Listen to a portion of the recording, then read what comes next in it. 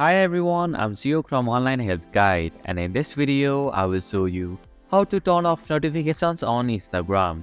Disabling notifications can help you reduce distractions and enjoy a more focused experience on the app. So let's get started on how to turn off notifications on Instagram. First, open the Instagram app on your device. Tap on the profile icon from the bottom right corner of your screen. Now, tap on the hamburger icon from the top right corner of your screen.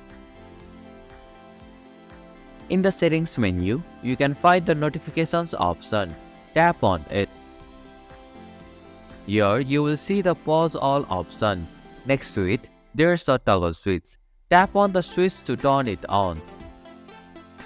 A menu will appear allowing you to select how long you want to pause notifications. Choose the time duration that fits your need. Once you have made your selection, the switch will turn on, indicating that notifications are now turned off for your chosen time period. And this is how you can turn off notifications on Instagram. Thank you for watching Online Health Guide.